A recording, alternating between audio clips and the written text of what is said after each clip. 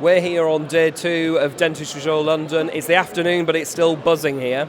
And I'm very, very pleased to have Dr. Varkha Rattu with me. Varkha, today you spoke about the links between perio and diabetes. Why do you think it's really important in the world of dentistry for people to be more aware of, I guess, wider health conditions such as diabetes, for example?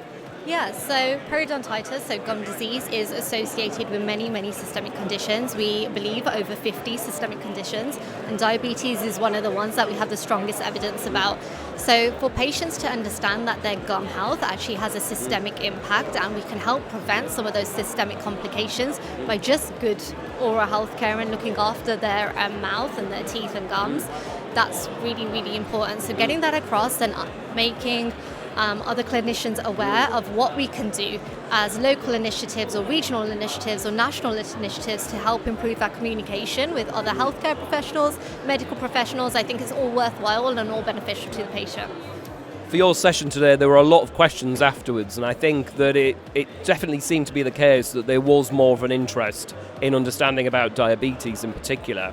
If there was one key takeaway from your session, what do you think it would be that you would want the delegates to understand, and what follow-up questions might they have or might want to know more about in the future?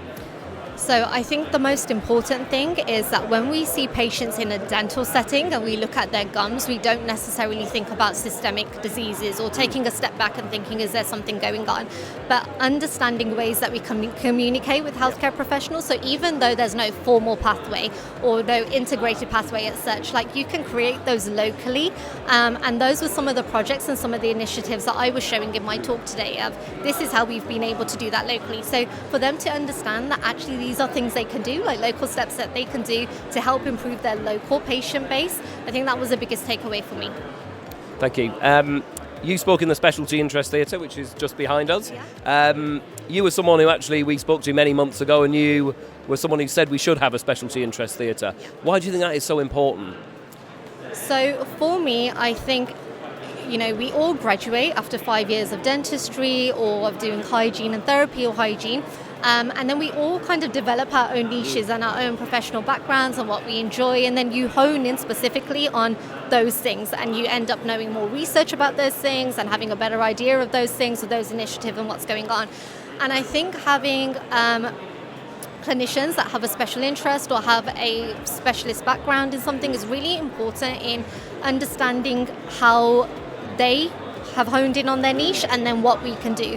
And also because they probably have more idea and more of they've looked into it more, they've got more research, they've got more scientific background on that things. It allows you to get that information from someone who knows that topic very, very well. So I think a specialty interest theatre from that point of view has worked brilliantly at the conference for these last 2 days because we've had a range of talks by people who have really just honed in on their niche, which is great. Brilliant. Thank you very much, Varkha. 2 hours to go at Dentistry Show London, but we'll be back, I think, with 2 more people later to speak to. Thank you very much. Thanks, Varkha. Thanks.